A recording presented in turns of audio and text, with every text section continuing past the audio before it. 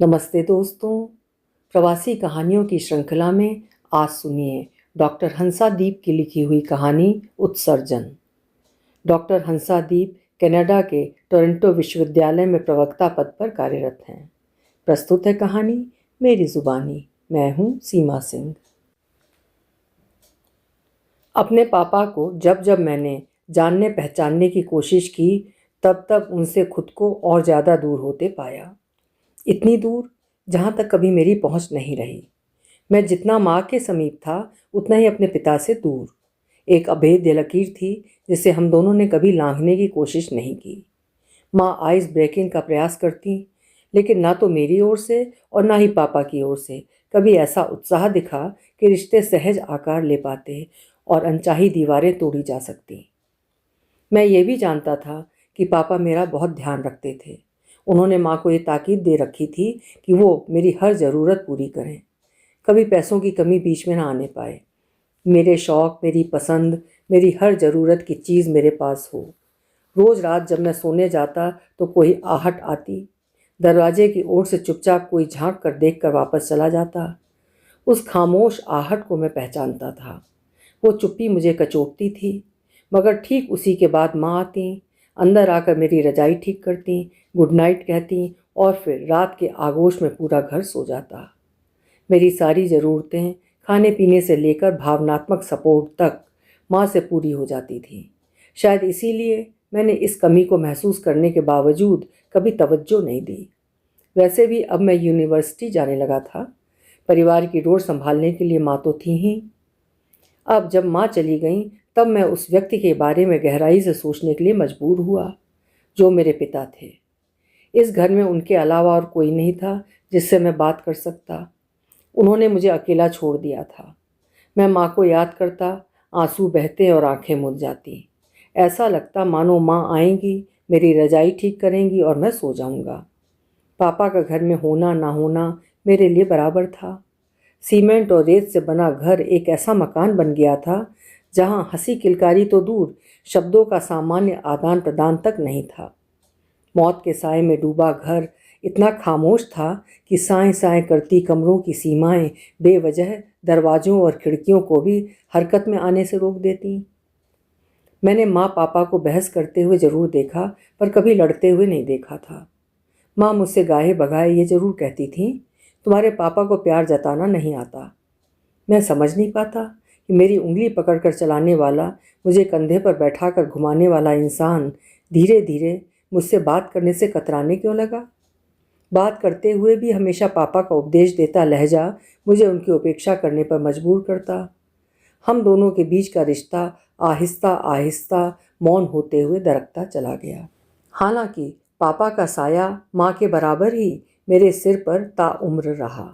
फ़र्क सिर्फ इतना था कि एक दृश्य था और दूसरा अदृश्य।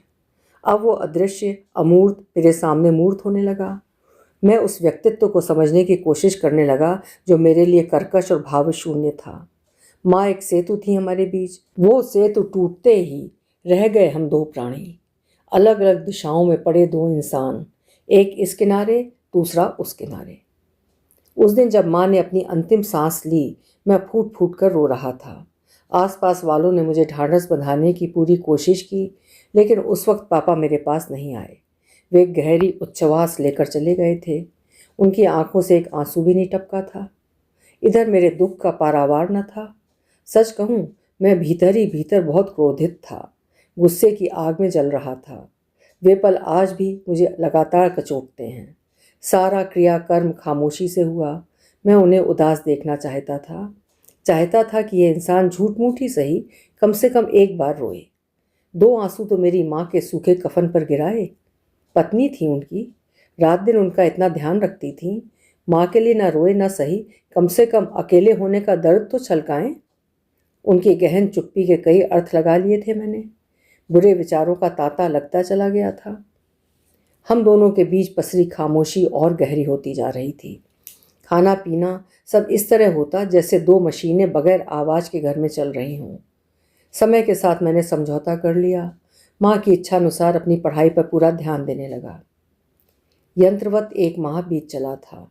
आज ही के दिन माँ हमें छोड़कर चली गई थी। माँ की याद में दुखी अलसाई सुबह शुरू ही हुई थी कि गंभीर आवाज़ सुनाई दी।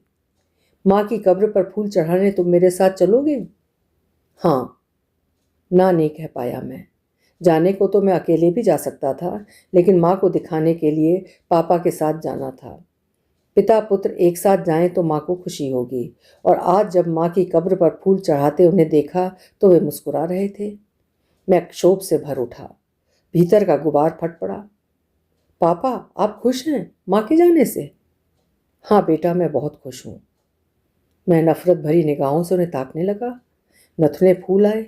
उनके कहे शब्दों पर मेरे शरीर का हर अंग क्रोधाग्नि से जल रहा था। वे भाप गए और बोले, मैं इसलिए खुश हूँ क्योंकि मैं तुम्हारी माँ को बहुत प्यार करता हूँ, और ये बिल्कुल नहीं चाहता कि उसकी अनुपस्थिति का जो दर्द मैं सहन कर रहा हूँ, ऐसा दर्द उसे सहन करना पड़ता। मैं एकटक पापा को घूरे जा रहा था, जैसे किसी रहस्य से पर्दा उठ रहा हो। पापा के शब्द कानों में पड़ रहे थे। मैं उसे दुखी नहीं देख सकता था। मेरे जाने से वो रोती, मुझे बहुत दर्द होता। कम से कम पहले चले जाने से वो इस दुख से बच गई। उसकी इस खुशी में मैं शामिल होना चाहता हूँ। वे बोलते जा रहे थे, और मेरे भीतर जमा पापा की पाषाण मूर्ति बर्फ की तरह पिघलते हुए मेरे आंसुओं की धारा को तेज कर रही थी। तुम्हें पता है, तुम्हारी माँ के साथ मेरा लंबा सफ़र रहा है। न जाने कितनी सुबहें हमने साथ साथ आंखें खोलीं, अनगिनत शामें टहलते हुए बिताईं। कभी जुगाली करके पीछे के बरसों में झांकते, कभी आगे की योजना बनाते हुए भविष्य की कल्पनाएं संजोते। इस लंबे साथ में हमने कई बार घर बदले, देश बदले, जाने कितनी बार साथ साथ पैकिंग और अनपैकिंग की। हर नए घर को ऐसे सजाते रहे जैसे उस घरौंदे से हमारा ताउम्र का साथ हो। जब नए घर में जाते उसे भी उसी मनोयोग से सजाते, साथ ही पिछले को हमेशा याद करते। हर घरौंदे के साथ हमारे पड़ाव का एक और नाम जुड़ जाता। भारत से न्यूयॉर्क और न्यूयॉर्क से टोरंटो की बदलती दुनिया, बदलते लोग भी हमें और हमारी एक जैसी सोच को ना बदल पाए। हम दोनों ठेठ झाबुआई रहे, तनिक भी नहीं बदले। हमारा रहन सहन जरूर बदल गया था। बरस दर बरस लड़ते झगड़ते, प्यार करते, खाते पीते, जीवन का लेखा जोखा दर्ज होता रहा कि किसने कितने समय काम किया, आराम किया। सारा फैला हुआ काम बेच बुचाकर बच्चे के लिए कम से कम झंझट रखने की योजना थी। बुढ़ापे के लिए चिंता की ज़रूरत नहीं थी, सरकारी सुविधा थी। अगर कोई चीज़ खलती तो यही कि कौन पहले जाएगा, जो रह जाएगा उसके लिए अपने जीवन के बचे हुए दिन बिताना मुश्किल होगा। सहज और सरल स्वर में आज पापा बोल रहे थे। मैं सुन रहा था, किसी उपदेश से परे दो लोगों के जीवन का था। मैं, पापा का बड़ा होता बेटा, सोच रहा था कि इन सब में कहीं कामुकता या फिर सिर्फ सेक्सुअल डिज़ायर की झलक तो नहीं दिखती। अगर कुछ दिख रहा है तो वो है दो लोगों का आपसी तालमेल और प्रतिबद्धता। ये एक तरह से दो लोगों की कंपनी थी, एक खानदानी कारपोरेशन की तरह, जिसका जीवन काल सतत आगे बढ़ता रहा। बीच में तीसरा कोई नहीं था। परिवार और समाज उस बंधन में थे जरूर, पर उन दोनों के बीच कोई नहीं था। पापा ने मेरी अनकही बात को समझ लिया। एक महिला के साथ 55 साल तक जीवन साझा करना कैसा होता है, ये सिर्फ महसूस किया जा सकता है। शरीर की आवश्यकताएं तो कुछ ही पलों की होती हैं, मगर उसके अलावा हर दिन का, हर साल का ब्यौरा जैसे कुछ ही शब्दों तक सीमित हो सकता है। बगैर खून के रिश्ते जैसे जुड़े हुए थे, उन हजारों पलों की गहराई समझने के लिए हजारों ग्रंथ लग जाते। पापा 2 पल के लिए रुक गए थे। रुक कर अपने माथे पर उभर आई कुछ बूंदों को समेट कर कहने लगे, तमाम संकटों में हम एक साथ रहे, मंदिरों में एक साथ प्रार्थनाएं की, एक साथ एक मेज पर अनगिनत बार खाना खाया, ब्रेकफास्ट, लंच, डिनर। वो मेरे हर काम में बराबरी की सहायक थी, खुशियों में भी और दुखों में भी। ये मेरे लिए बड़ी राहत की बात थी कि मुझे दफनाने की पीड़ा उसे सहन नहीं करनी पड़ी। मैं उसे अकेला नहीं छोड़ पाता। अब जब भी मैं दुनिया से जाऊंगा, बगैर किसी चिंता के जाऊंगा, और तब उसके बगैर बिताए पलों की याद मेरे साथ होंगी। कल, आज और कल के बारे में ये सोचना ही मेरे लिए बड़ा सुकून भरा है। उसका जाना इसीलिए एक अच्छा दिन था। मैं खुश हूँ, मैंने अपने हाथों से उसे जन्नत तक पहुँचाया।